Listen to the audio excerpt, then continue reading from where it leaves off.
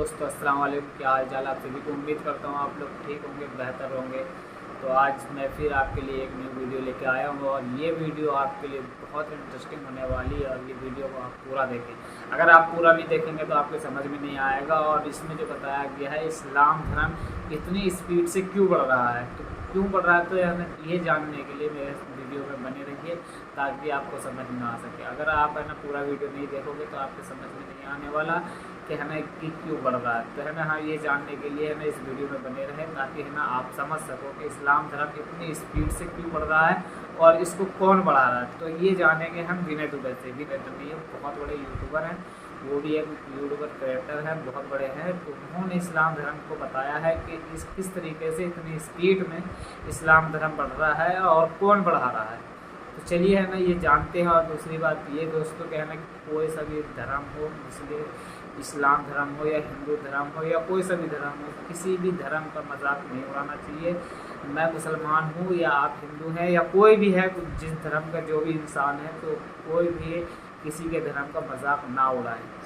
अपने धर्म जैसे मैं मुसलमान हूँ तो मुझे अपने मुसलमान होने पे फ़ख्र है। आप हिंदू हो तो अपने धर्म पे फ़ख्र रखो, मगर ये है कि दूसरे की बुराई ना करें, इस्लाम धर्म की बुराई ना करें या हिंदू धर्म की बुराई ना करें, सब मेल मिलाप से रहें। तो ये बिना टाइम वेस्ट करते वीडियो करते हैं स्टार्ट।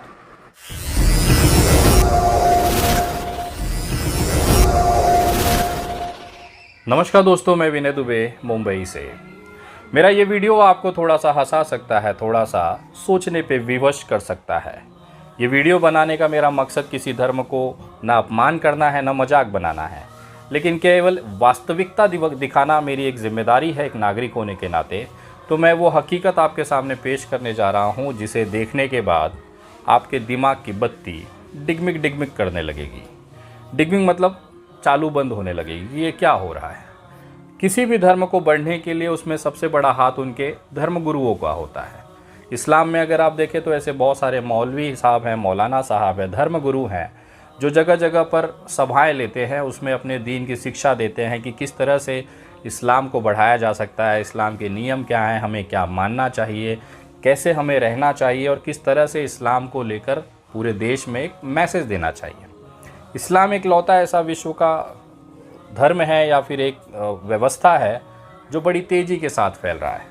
सबसे बड़ा कारण क्या है कि इस्लाम में जो इस्लाम मानने वाले लोग हैं यानी कि मुसलमान हैं, वो तो इसे बढ़ा ही रहे हैं, लेकिन ख़ास तौर पर गैर मुस्लिम जो हैं वो इसे बहुत तेज़ी के साथ अपने देशों में, अपने राज्यों में बढ़ाते हैं।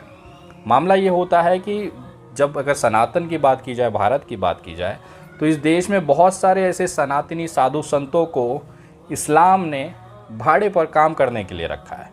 जी हाँ, मैं ये इसलिए कह रहा हूँ क्योंकि वो पहने तो भगवा वस्त्र हैं, माथे पे टीका चंदन लगाकर वो एक अपने आप को सन्यासी दिखाते हैं, साधु संत दिखाते हैं, लेकिन कहीं ना कहीं हर दिन प्रत्येक समय वो केवल इस्लाम और मुसलमानों का प्रचार करते हुए दिखते हैं। जब भी इस तरह की कोई सभा होती है, अगर आप ताज़ा मामला देखें तो 5 फरवरी 2023 को जंतर मंतर पर एक सनातनियों का धर्म संसद आयोजित किया गया।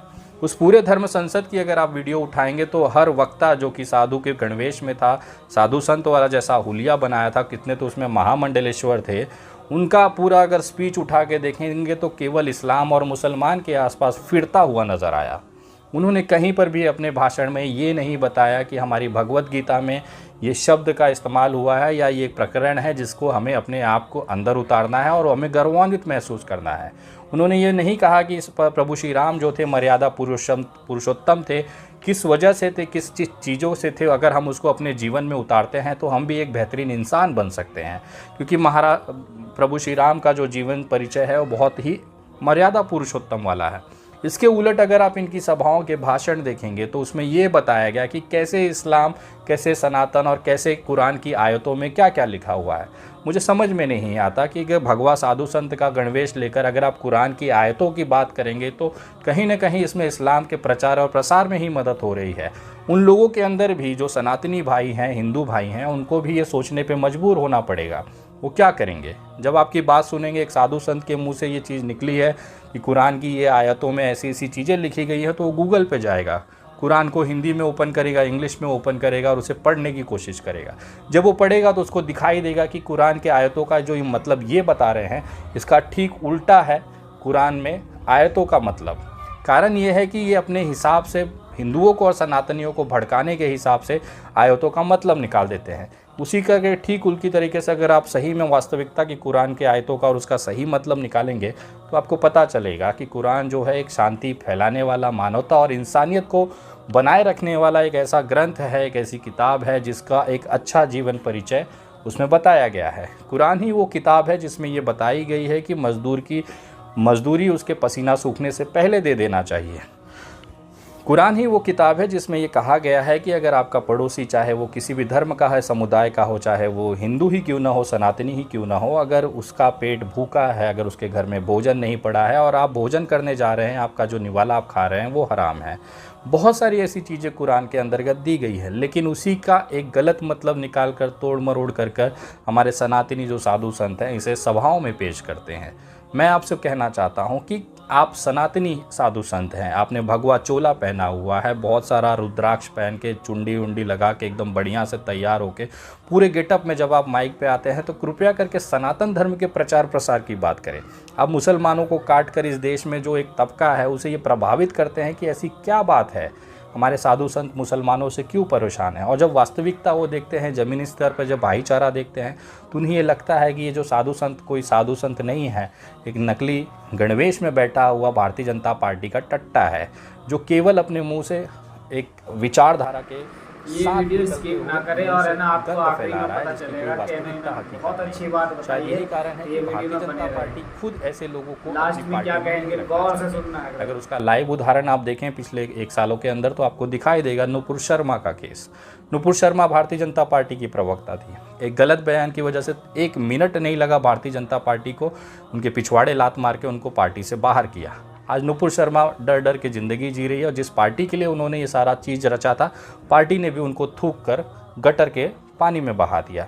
दूसरा उदाहरण अगर आप देखना चाहें तो तेलंगाना का टी राजा को देख लीजिए। उन्होंने भी बहुत बढ़ चढ़ कर बहुत सारी बकचोदी समाज में और सोशल मीडिया पे फैलाई, लेकिन क्या हुआ, भारतीय जनता पार्टी ने ऐसे कुत्ते के पीछे लात मारकर उनको भी गटर में फेंक दिया। भारतीय जनता पार्टी वो पार्टी है जो केवल आपके इस्तेमाल होने तक आपको इस्तेमाल करती है। नींबू निचोड़ गया, पानी खत्म हुआ तो उसे गटर में जाना ही है। यही हालत है भारतीय जनता पार्टी की एक विचारधारा की। बहुत सारे लोग ने इसको फॉलो करते हुए देश में तनाव पर और नफरत फैलाने का काम करते हैं। आपको वसीम रिजवी तो याद ही होगा, जी हाँ, जितेंद्र त्यागी, जिसको कि दासना वाले यति नरसिंगा झंड ने हिंदू बनाया, घर वापसी कराई और उसके बाद उस बेचारे को ले जाके धर्म संसद में भड़काऊ भाषण दिलाए। हालात ये था कि वो इकलौता जेल में था और बाकी जितने भी उसके आसपास के साधु संत थे वो बाहर थे। जब वो जेल से आता है वसीम रिजवी तो ये कहता है कि मुझे बहुत अफसोस है कि मैंने हिंदू धर्म अपनाया और मुझे किसी का साथ नहीं मिला, किसी का प्यार नहीं मिला। मिलेगा भी कैसे जब हम अपने ही समाज के सनातनियों को सम्मान नहीं दे पाते। तो तू 2 टके का बढ़वा बाहर से आकर, इस्लाम से आकर हिंदू धर्म अपना के तुझे सोचेगा कि तुझे सम्मान मिल जाएगा। आज विनय दुबे को जो गालियां देने वाले सबसे बड़ा जो तबका है वो भारतीय जनता पार्टी के टट्टे सहलाने वाले वो कार्यकर्ता है जो अपने आप को जय श्री राम का नारा लगाकर कट्टर सनातनी होने का दावा करते हैं। लेकिन अगर 4 बातें मैं उनसे कह दूंगा तो वो लगेंगे अपने पैंट में पेशाब करने। कारण ये है कि मैं अपने सनातन के साथ चिपका हुआ हूँ। आज भी मेरे माथे पे तिलक चुंडी होती है, जनेऊ धारी करता हूँ, रुद्राक्ष की माला मेरे हाथ में होती है, रक्षा सूत्र मेरे हमेशा साथ होता है।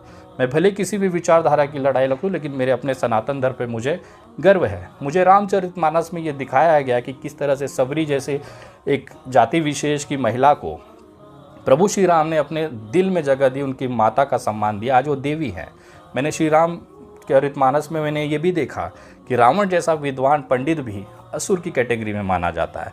तो मैं उस रामचरितमानस के मर्यादा पुरुषोत्तम के जो नियम बताए गए हैं मैं उसे फॉलो करता हूँ। उसमें पशु पक्षियों से, इंसानों से इंसानियत वाली मोहब्बत करना, प्यार बांटना, लोगों की मदद करना सिखाया है। ना कि किसी के बुजुर्ग 70 साल के आदमी को पकड़ के दाढ़ी काटना, न किसी को पेड़ में बांट कर जय श्री राम के नारे लगाकर उसकी हत्या कर देना। कुरान में भी अगर आप देखें, समझिए बात को समझिए कि क्या कहना प्रभु श्री राम ने मर्यादा पुरुषोत्तम, बहुत अच्छी बातें हैं, ये समझने की बातें हैं। रामचरितमानस ये है ना, ये कुरान में भी ये कहा गया है कि अगर किसी की आप हत्या कर देते हैं तो इसका मतलब पूरे इंसानियत की हत्या होती है।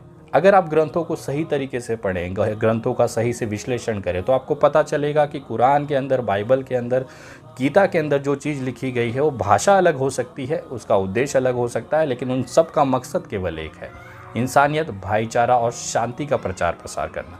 शायद यही कारण है कि हमारे देश के यशस्वी प्रधानमंत्री माननीय नरेंद्र मोदी जी ने भी बहुत सारे सभाओं में कुरान को एक ऐसी बेहतरीन किताब बताई है जो एक अच्छी जीवन शैली के लिए ज़रूरी है। नरेंद्र मोदी जी की पुरानी वीडियोस अगर आप यूट्यूब पे देखेंगे तो उन्होंने कुरान को लेकर बहुत खूबसूरत चीज़ें भी कही हैं। एक सभा के अंदर वो कह रहे थे कि कुरान में सबसे ज़्यादा शब्द जो इस्तेमाल हुआ था उसका शब्द था इल्म।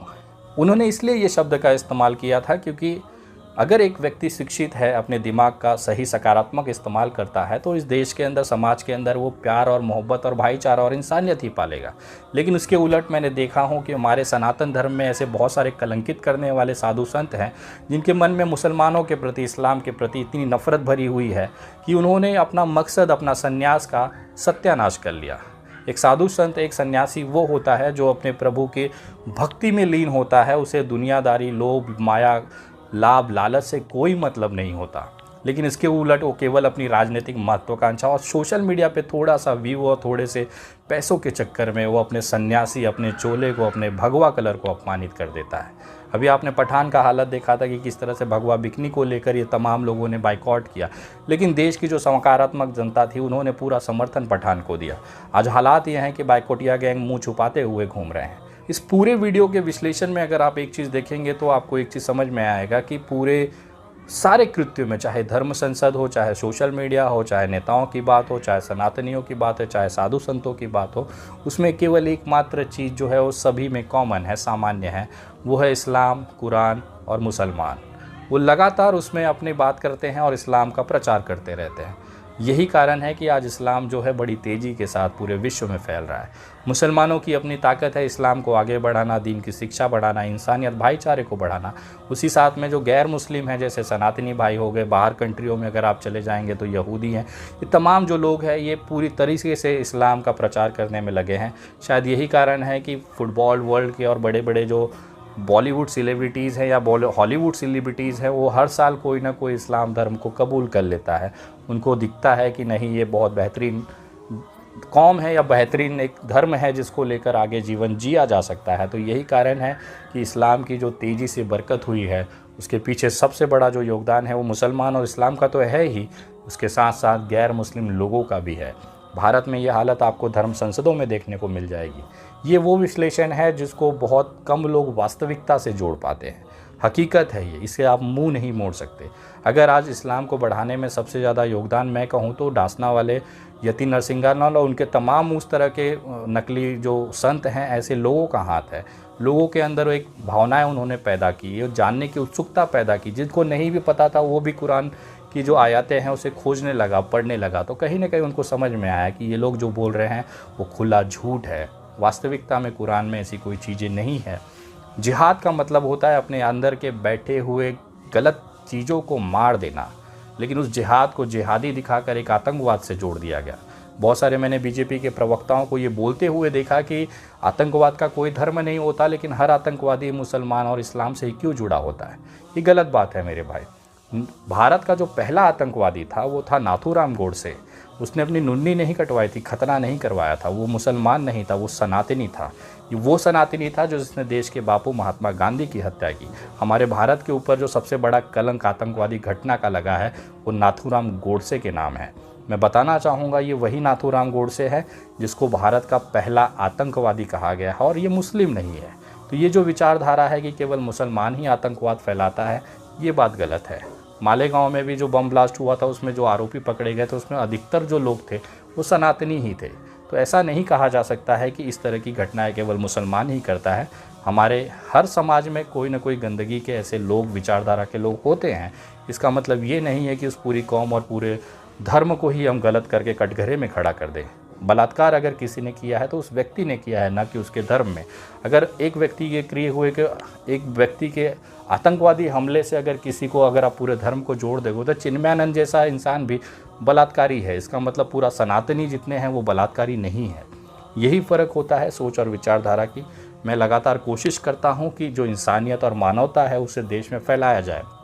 देश की एकता अखंडता, भारत विविधता में एकता का देश है, लोकतांत्रिक पद्धति से चलने वाला देश है। यहाँ पे हर विचारधारा, हर धर्मों का उतना ही सम्मान है जितना मेरे धर्म का है। मेरा सनातन ये नहीं करता है कि दूसरे धर्मों को अपमान कराओ। मेरा सनातन ये कहता है कि अपने धर्म पे अभिमान करो और दूसरे धर्म का सम्मान करो। शायद यही फ़र्क है उन लोगों में जो आज भी गटर के अंदर बिलबिला रहे हैं।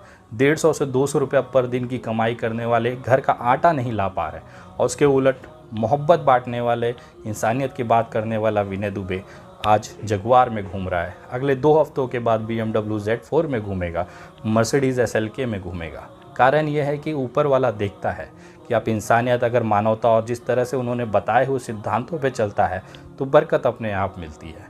उसके उलट आप जहर उगलते रहिए। वसीम रिजवी, यतीन नरसिंहानंद और तमाम उन जैसे लोग हैं जो इस देश में नफ़रत फैला रहे हैं, आज उनकी हालत देख लीजिए। उन्हें नींद भी लेने के लिए नींद की गोलियां खानी पड़ती है, और उसके उलट विनय दुबे AC रूम में आराम से बिंदास पूरी नींद लेता है, अपनी बात बेबाकी के साथ रखता है और देश के अंदर मोहब्बत और भाईचारे का प्रचार प्रसार करता है। यही फ़र्क है नफ़रत और मोहब्बत में। ये वीडियो आपको कैसी लगी ज़रूर कमेंट करके बताएं। अच्छी लगी हो तो वीडियो शेयर करके देश के तमाम लोगों तक ये बात पहुंचाएं, ताकि देश की असली हकीकत उन तक पहुंच सके। अगली वीडियो बहुत जल्द, तब तक जय हिंद, जय महाराष्ट्र। आई होप दोस्तों आप लोगों से उम्मीद है कि आप लोगों ने ये वीडियो देख ली होगी, तो आप लोगों को ये वीडियो बहुत पसंद आई होगी कि विनय दुबे ने किस तरीके से समझाया। तो आपके समझ में भी आ गया होगा कि इस्लाम धर्म इतनी स्पीड से क्यों बढ़ रहा है और कैसे बढ़ाया जा रहा है। तो है ना, ये इस्लाम धर्म जो है प्यार मोहब्बत से बढ़ता है। और आप लोगों से उम्मीद है कि आप लोगों को ये वीडियो बहुत पसंद आई होगी। तो आप लोग से एक रिक्वेस्ट है, अगर आपने नई वीडियो को लाइक नहीं करा है तो ये वीडियो को लाइक कर दें। अगर मेरे चैनल पे आप न्यू हो तो मेरे चैनल को सब्सक्राइब कर दें, ताकि मैं जैसे ही नेक्स्ट वीडियो डालूँ आपको नोटिफिकेशन मिल जाए और आप वो वीडियो देख सकें। मिलते हैं नेक्स्ट वीडियो में नई टॉपिक के साथ। जय हिंद, जय भारत, अल्लाह हाफिज़।